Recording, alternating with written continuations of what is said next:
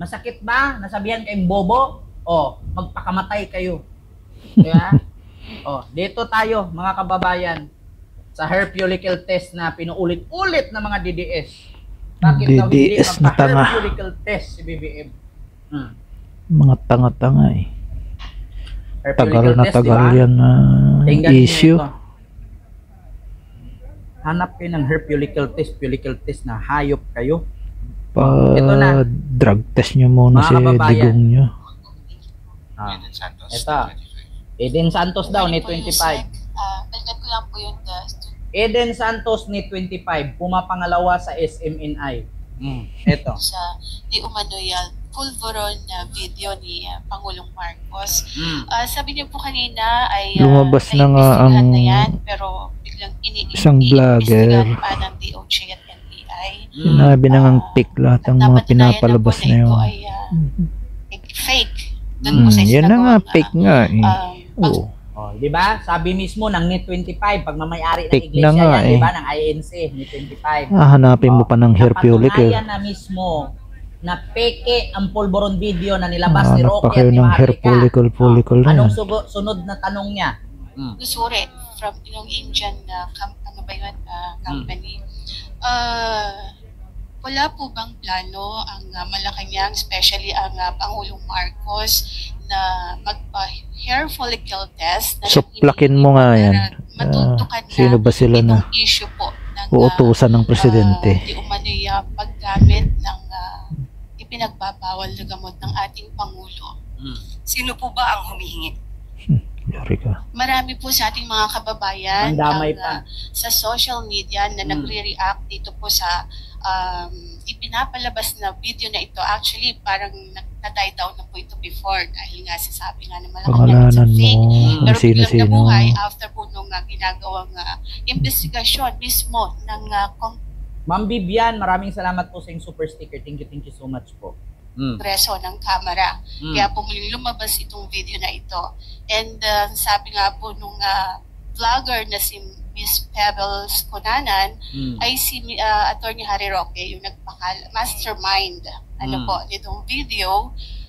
Pero inamin naman ni Miss Maharlika, yung another vlogger, na parang siya yung nagbigay lang kay Attorney Roque. Kaya ang tanong ko po, sabi niyo sa social media hinihingi. Sino po in particular ang mga masasabi niyo sa akin na humihingi ng ganitong klaseng pag-test? Ma'am Aris, maraming salamat yung 500 yen super sticker. Thank you so much. Tanong ni Attorney Claire ngayon, sino ba ang nangihingi ng hair follicle test? Kasi ang sabi ng reporter, marami daw nagtatanong sa media. Parang nangyari na ito sa tanong ni Jessica Suho dati na napahiya si Jessica kay Digong eh. Ngunit, yung sagot ni Digong, nabubutasan siya. Ito. Ang atin pong mga kababayan sino po in particular? Pwede po sigurong ikaw na po ba? Sige po. Kayo po ang humingi. Diba? Kaya po masabi lang dyan na Sapalpal ka ngayon. Pero marami po sa social media po kayo ay nagbabasa pangalanan mo sa SOCMED, Madam Yus. Isa ka nga sa humihingi. Kasi po gusto niyo. Tanong ko nga, isa ka ba? Kasi we have to be specific on this. Isa ka ba sa humihingi? Si Lolo Di Mark Ramos, may gamit ang mga kababayan po natin. So, isa ka sa humihingi.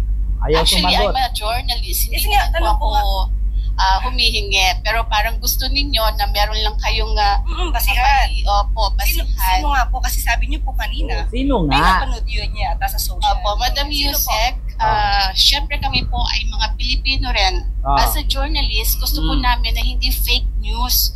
Yun pong aming ibabalita sa taong bayan. Okay, so humihingi po si Attorney Vic Rodriguez, di ba matagal na rin naman niyang hinihingi ng hair follicle test. Okay. Nagpahalata pa na si Vic Rodriguez daw nanghingi ng hair follicle test. Ito ha. Tanga-tanga din Bago yan. ko Engot magpatuloy ito. Speaking of Vic Rodriguez, hair follicle test.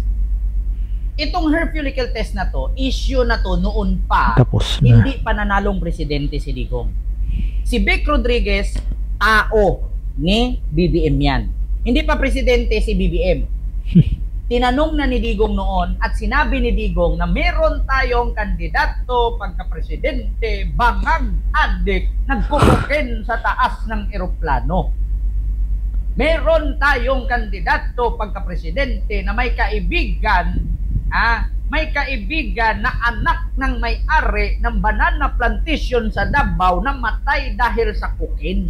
Oh, sino ba yon? Si Florendo, di ba? Kaibigan daw ni BBM yung anak ni Florendo na matay sa cocaine. Sabi ni Digong yan, hindi pa presidente si BBM. Oh, sino ang tagapagsalita kay BBM at that time? Si Vic Rodriguez. Anong sagot ni Vic Rodriguez?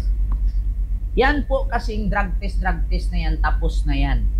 Nagpa-drug test na si BBM sa St. Luke's at negative. Bakit ngayon nagtatanong si Vic Rodriguez na kailangan magpa-hair follicle test? Diba?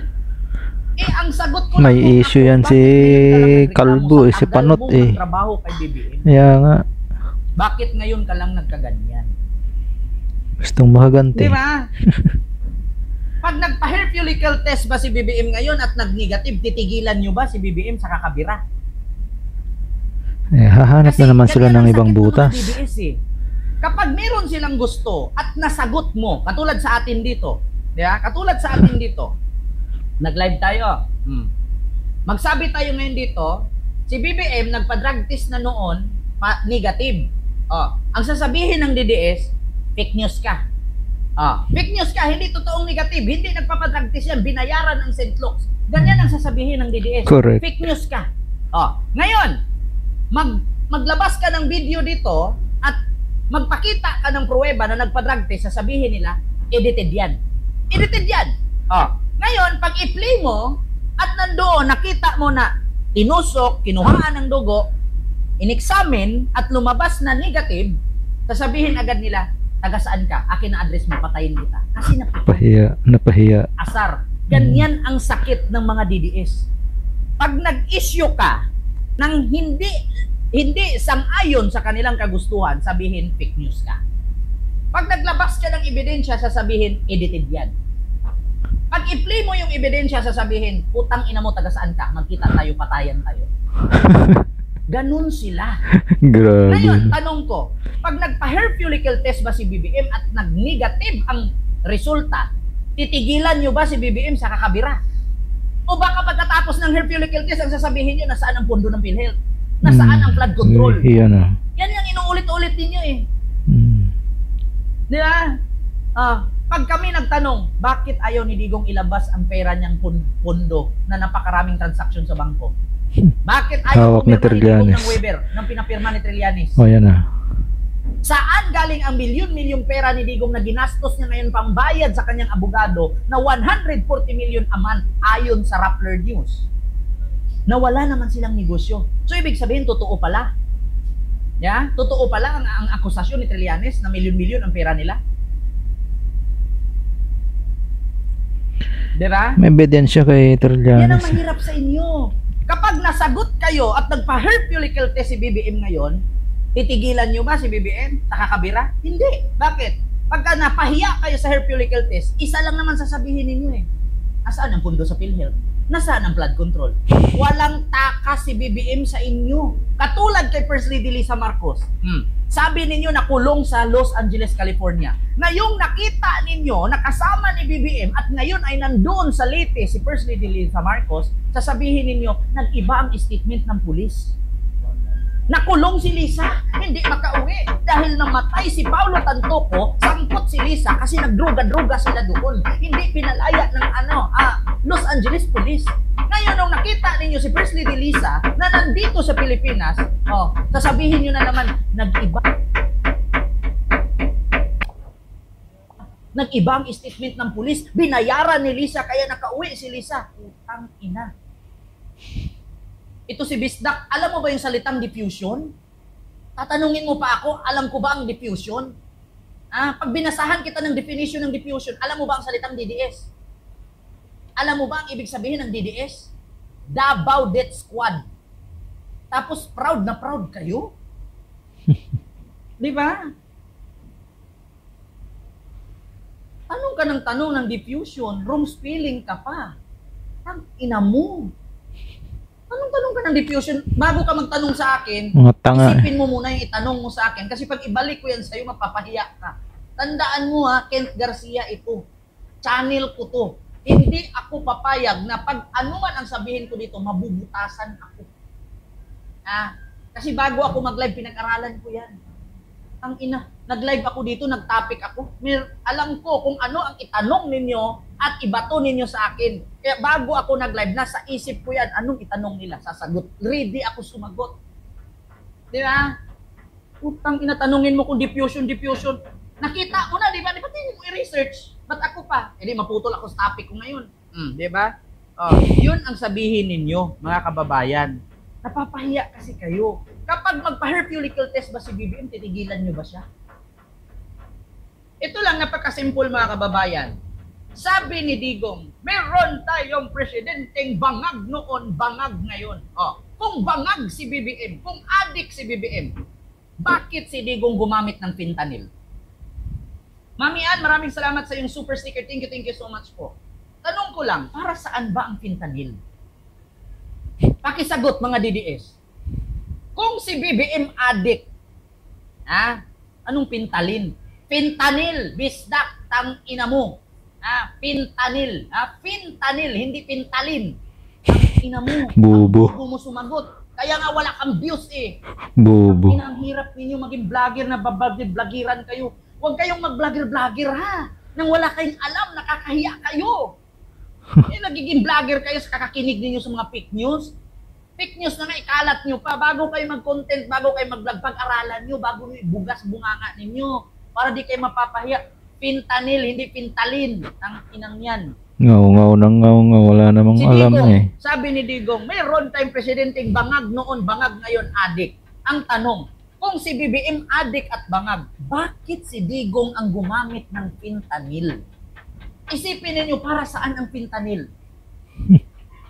Simple lang mga DDS. May diferensya sa Kahit utak hindi ko yun. naiintindihan. Ang fentanyl, ginagamit yan lalong-lalo na pag may cancer.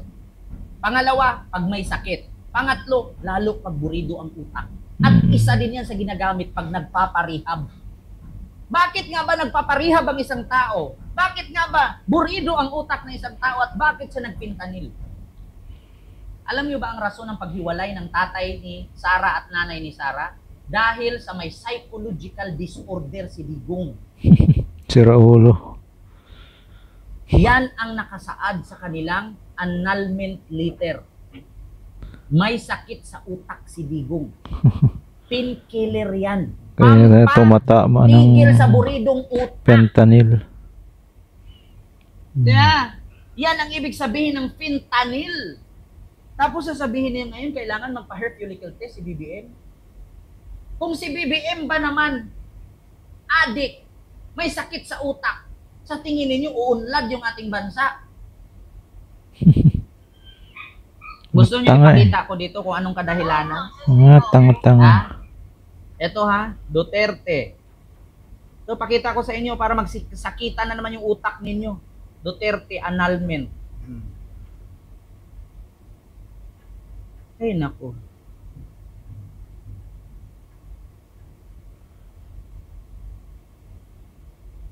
Gusto niyo malaman I will assure under my pinapapahala ng isang dating opisyal ng PNP. Psychological assessment kay Davao City Mayor Rodrigo Duterte noong taong 2000 na naging pasihan ng annulment ng pagsasama nila sa kanyang unang asawang si Elizabeth Zimmerman. Hindi siya kadalasan nagsisisi sa kanyang mga nagkagawa. Ayon pa sa psychological assessment, mayroong narcissistic personality. Narcissistic. Masyadong natuwid si Duterte sa kanyang sarili. At dahil umano dito ay nasasaktan at napapaliwala niya ang damdamin ng ibang tao, maging ang kanilang karapatan. Base pa din sa assessment na kasama sa court records. Impulsive si Mayor Digong at kuntulin ang kanyang emosyon. Hindi rin daw nakikita ni Duterte ang epekto ng kanyang mga ginagawa sa ibang tao. Sa uling bahagi ng assessment ng psychologist, sinabi na wala siyang sense of guilt o pagsisisi sa mga bagay na kanyang nagagawa. Sa halip. Nakita nyo? Meron siyang narcissistic personality disorder. Kaya siya'y nag-fentanyl. Ngayon sasabihin nyo si BBM bangag, si BBM adik. Utang inang yan. Bisdak in Africa, pag nilapagan kita ng mga achievement ni Marcos, magulat ka. Si Digong na isang batas may naipasa? Tanungin kita ngayon, Bisdak Pilipinas. Or Bisdak in Africa, Bisdak Pilipinas tuloy. Si Bisdak Pilipinas, yung may bigote yun, hindi nagugupit, kaibigan ko yun. Tanungin kita, achievement lang ang basihan ni BBM at achievement ni Digong, baka magulat ka. Pag tinanong kita, isang batas na ipasa ni Digong, magulat ka, wala kang makita. Baka magulat ka. Anong batas na ipasa ni Digong? Ilabas mo ngayon. Anong batas ni Digong? Paano magpalabas ng batas si Digong? Hindi naman siya congressman, hindi rin siya senador. Nag-diretsyo siyang pagka-presidente. Kailan ba nagkaroon ng batas ang mayor? Walang batas si Digong. Buti pa nga si Sandro, may batas na naigawa eh. Unang tungtong ni Sandro pagka-congressman, 10 batas agad ang nagawa. Si Digong, nasaan? Wala. Tanungin ko kayo mga DDS, anong batas na nagawa ni Digong? Baka pag nilapagan ko kayo ng batas ni BBM na nagawa ni BBM dito, magulat kayo. Hindi mabilang. Aming batas na nagawa. Hindi mabilang. Kung hindi dahil kay BBM, hindi magiging mayor yan si Sara, hindi magiging iski chairman yan. Putang inang yan. Diba? Tatanungin mo ko kung anong achievement at anong batas na nagawa ni BBM. Baka pag si Digong tanungin ko kayo anong batas na gawa ni Digong, magulat ka, wala kang maipalabas.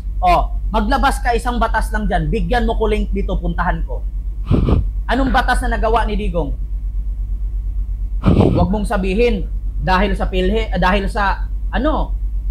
passport at driver's license. Ang ina mo, hindi si Digong may gawa niyan. Si Grispo at si Villar ang may gawa niyan. Baka magulat ka pag palabasan tayo dito ng batas na nagawa ni Digong at ni BBM. Nako, magulat ka. Ako, wag niyo kong kalabanin kay. Tapos sasabihin nila, adik. Alam ko ang ginagawa ko. Gago. Di ba? Magbigay ka dyan. Sinong DDS nagmanood sa akin ngayon, magbigay kayo isang batas na nagawa ni Digong? Wala nga makita eh. Ang dami nyo DDS dyan, may nailabas kayo? Sinong DDS na pinakamalaking vlogger dyan sa kabila? Na DDS vlogger na mailabas ng may batas si Digong na naipasa? Maniwala pa ako si Bongo, may naigawang batas. Yung Malasakit Center. Ginawa niyang batas yan, resolusyon yan. Si Digong may batas? Walang batas si Digong. Tang inang yan, Republic Act of 8080, Davao City Chapter. Meron pa. Batas ng pagmumura at batas ng pagpapapatay. Yeah. Marcos Jr. pinirmahan ng batas. Tignan nyo Kita nyo, gusto nyong batas na malalaman? Ayan I-research nyo isa-isa yan. Yan yung batas na nagawa ni Marcos sa 15th Congress. Pag-explain ko sa inyo isa-isa yan, hindi tayo abutan tayo 2 araw dito. Ma'am Selpa Glory, maraming salamat sa yung $20 super sticker. Thank you so much. Ayan yan ang lahat ng RA 1 to 20 at 54 bill passes into law. 54 na batas ang nagawa ni BBM. Kay Digong, i-research ninyo kung may batas na nagawa si Digong. Putang ina, paluin ko martilyo kung may pagpalabas ng batas na nagawa ni Digong.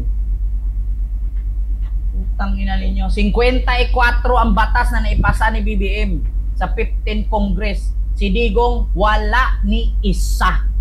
Maskin si Sara nga, walang batas na naigawa Kakahiya kayo. Ngayon, mga botante, basihan ninyo ang politisyan na gumawa ng batas. Huwag yung gumawa ng kabulastugan at pagnanakaw. Correct. Pagyayabang ninyo kung anong achievement ni Digong. Walang achievement si Digong.